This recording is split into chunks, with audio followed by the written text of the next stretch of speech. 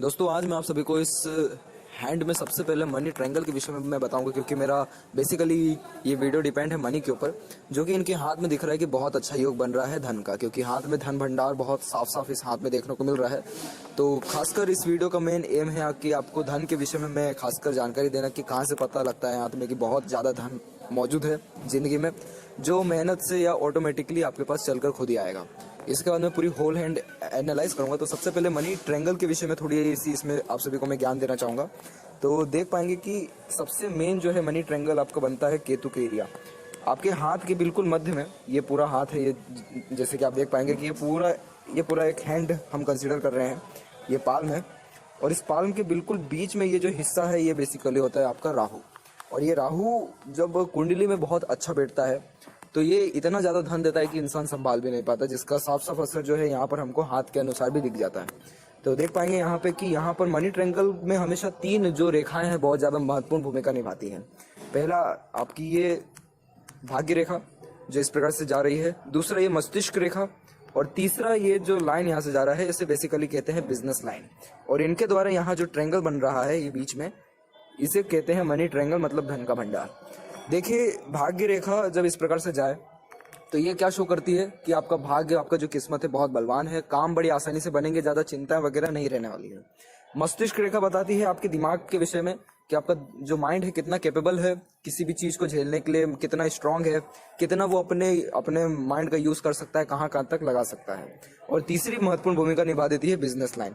इसे business line और business luck कहा जाता है। जब भी ये किसी के हाथ में होता है तो ऐसे लोगों को दूसरे व्यक्ति के कंपैरिजन में बिजनेस में बहुत अच्छा luck, success, name, fame, popularity, साथ मनी, सब कुछ अवेलेबल होता है।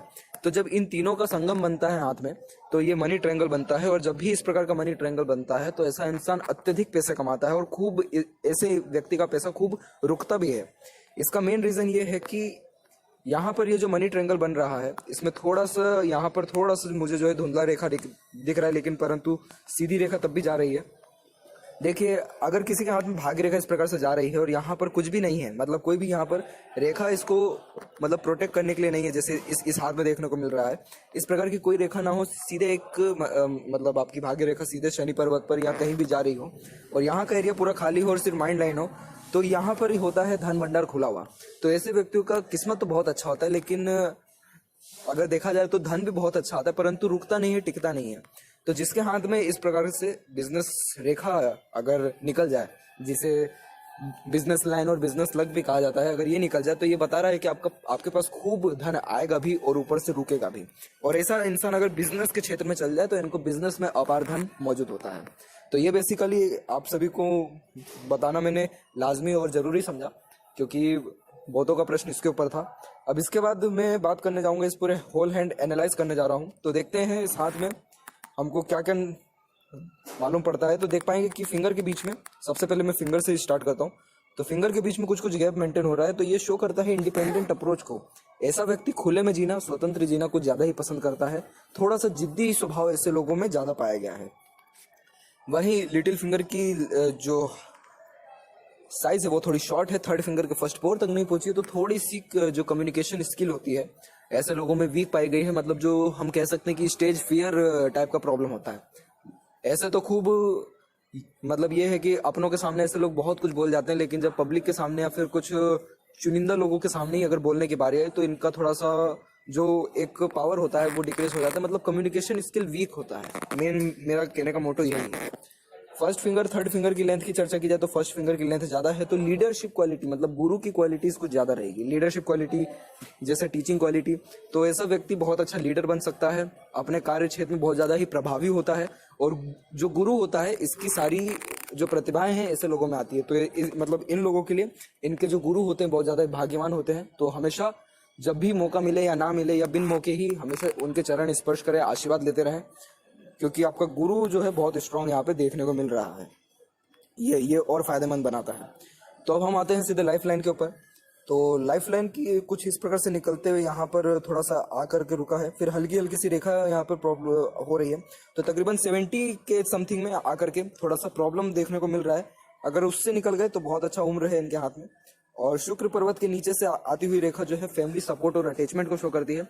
तो परिवार को बहुत ज़्यादा ही ध्यान ख्याल रखने वाले ये व्यक्ति रहेंगे और इनका भी इनके परिवार के साथ बहुत गहरा अटैचमेंट रहने वाला है। बारीकी से अगर आप देख पाएंगे तो मंगल की तरफ से जो है रेखाएं कुछ ज़्यादा आकर के डिस्टर्बिंग कर रही हैं और कुछ जो है शुक्र पर्वत की ओर से भी आते हुए इस प्रकार से लाइफ लाइन को टच कर रही है। ये जो है कतई शुभ नहीं होता है। जिस एज में ये काटता है उस एज में ज़्यादा प्रभावी होता है। शुक्र पर्वत की तरफ से आती हुई रेखा 3 चीज़ों की निशानी होती है। सबसे पहला इसका मीनिंग ये निकलता है कि ऐसा इंसान को मनी रिलेटेड प्रॉब्लम या फिर फैमिली रिलेटेड प्रॉब्लम या फिर हेल्थ रिलेटेड प्रॉब्लम होने के ज़्यादा खतरे होते हैं। तो वो डिफरेंट एजेस में शो होता है। इसका मतलब ये नहीं हुआ कि शुक्र पर्वत की तरफ से ये रेखा आ रही है तो हम शुक्र के उपाय कर लें, ये बिल्कुल भी नहीं होता। ये इसमें हम 3 बातों को कंसीडर हमेशा करते हैं। तो इससे रिलेटेड प्रॉब्लम इनको तकरीबन 40+ एज में आकर के थोड़ी ज़्यादा भुगतनी होगी। तो इनके जो भी उपाय हैं ये मैं व्हाट्सएप पे इनको बताऊंगा कि क्या करने रहेंगे इनको। अब हम आते हैं इनके माइंड लाइन के ऊपर। तो माइंड लाइन इनका जो है स्ट्रांग है और बिल्कुल स्पष्ट तौर से गया हुआ है, थोड़ा सा डिक्लाइन है। तो थोड़े से आगे चल करके ये थोड़े से ज़्यादा सोचने विचारने वाले हो जाएंगे। अदरवाइज इनका माइंड लाइन बहुत स्ट्रांग है, पॉजिटिव एटीट्यूड रहने वाला है, नेगेटिविटी ज़्यादा नहीं रहेगी। हार्ट लाइन मतलब हृदय रेखा की चर्चा की जाए तो हृदय रेखा कुछ इस प्रकार से आते हुए शनि पर्वत के ऊपर ही थोड़ा रुक गया है। यहाँ पर आके हुए थोड़ा सा इसका जो है उठाव ऊपर की ओर है, मतलब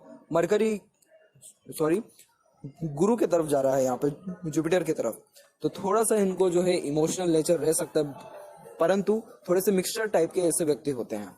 मतलब ये इनका कभी पता नहीं लगाया जा सकता कि इनका मूड कब कैसा रहे। कभी कभी बहुत ज़्यादा ही प्रैक्टिकल हो जाते हैं तो कभी कभी बहुत ज़्यादा ही इमोशनल हो जाते हैं। कभी अकेला रहना पसंद करते हैं तो लोगों के साथ इस प्रकार का थोड़े से मूडी स्वभाव होने के चांसेस ज़्यादा होते हैं। अदरवाइज कोई ज़्यादा प्रॉब्लम नहीं है, सब ठीक है। हेल्थ में भी ज़्यादा कोई दिक्कत मुझे दिख नहीं रहा है। अब खासकर मैं यहाँ पे चर्चा करूँगा पर्वतों के विषय में। तो पर्वतों पर जो है सबसे पहले गुरु पर्वत की चर्चा की जाए। ये गुरु पर्वत होता है और गुरु पर्वत पर इस प्रकार की जो स्ट्रक्चर बनता है ये रिंग होता है। ये शो करता है इंसान के दयालुपन को। तो ऐसा व्यक्ति जो है खासकर सोशल वर्कर कुछ ज्यादा होता है। साथ ही साथ ऐसे लोगों में धार्मिकता भी उम्र होते होते बहुत ज्यादा ही होती है। समाज में प्रतिष्ठा इज्जत सम्मान इनको अच्छा रहने वाला है क्योंकि गुरु पर्वत बहुत स्ट्रांग है। जैसे मैंने फिंगर भी देख के बताए थे कि वो भी स्ट्रांग थी, तो यहाँ पे पर्वत भी उठा हुआ है और शुभ चिन्ह भी देखने को मिल गया। शनि पर्वत थोड़ा कमजोर है, दबा हुआ है, परंतु यहाँ तक पहुंचने वाली रेखा सेटिस्फेक्शन लेवल को शो कर रही है। तो सेटिस्फाई अपनी लाइफ में रहेंगे परंतु थोड़ा देरी से। वहीं सूर्य पर्वत की चर्चा की जाए तो सूर्य पर्वत पर इस प्रकार से 1 से ज्यादा रेखा शुभ होता है। ये थोड़ा सा जो है प्रोटेक्शन देता है फेम पॉपुलैरिटी में, मतलब जो इनका जो फेम पॉपुलैरिटी होता है, इज्जत सम्मान मिलता है, सकारात्मक मिलता है। परंतु डबल रेखा होने से एक बस ये प्रॉब्लम होती है कि ऐसा इंसान के पास 1 से ज्यादा कलाएं मौजूद होती हैं, जिसके कारण ऐसे जो लोग हैं थोड़े से कंफ्यूजिंग माइंड के देखे गए हैं। अदरवाइज कोई प्रॉब्लम इतनी खास मुझे नहीं दिख रही है। मरकरी के ऊपर 1 से ज्यादा रेखा शुभ होता है। ये भी एक प्रकार का बिजनेस लक है जो बिजनेस में अच्छा सक्सेस को शो करता है। अट्रैक्टिव पर्सनैलिटी की निशानी है यह है कि थोड़ा अपनों से ही अनबन इनको रह सकता है, परंतु वापस मेलजोल बढ़ा लेंगे क्योंकि इनका पर्सनैलिटी बड़ा अट्रैक्टिव रहने वाला है। शुक्र पर्वत की चर्चा की जाए तो शुक्र पर्वत पर सीधी खड़ी रेखा अपॉर्चुनिटीज को बता रही है। अपॉर्चुनिटीज कुल मिला के ठीक है, कोई नेगेटिव ज्यादा इम्पैक्ट नहीं है। और शुक्र पर्वत उभरा हुआ है तो लग्जरीज और सुख सुविधा के साधन, और गुरु पर्वत भी अच्छा है तो बेसिकली इनके पास सुख सुविधा के साधन अच्छे रहेंगे। लग्जरियस लाइफ इनका बेसिकली रहने वाला है। शुक्र पर्वत भी अच्छा अपने आप में स्पेस लिया हुआ है। केतु पर्वत ठीक है, कोई वहाँ पे ज्यादा नेगेटिविटी नहीं है। और चंद्र पर्वत भी नॉर्मल है। राहु की चर्चा की जाए तो राहु जो यहाँ का एरिया है दबा हुआ है और शनि के सपोर्ट में है, जो कि इनको भाग्यशाली बनाएगा और अपॉर्चुनिटीज लाइफ में कुल मिला के अच्छी खासी रहने वाली है। वहीं फिंगर के ऊपर भी अगर चर्चा किया जाए तो कुछ सीधी खड़ी रेखा देख पाएंगे। तो ऐसा इंसान हर माहौल में ढल जाने वाला होता है, फ्रेंडली नेचर भी होता है, परंतु आड़ी रेखाएं भी देखने को मिलेगी। तो ये शो करता है कि अपनों से ही अनबन मतभेद होने के चांसेस थोड़े से ज्यादा रह सकते हैं। तो इनके हाथ में तकरीबन जितनी बातें थी सब मैंने कवर करने की कोशिश करी। इनका और इनके अलावा और किसी का भी प्रश्न हो तो कमेंट में जरूर पूछ सकते हैं, और वीडियो पसंद आई हो तो जरूर लाइक करें।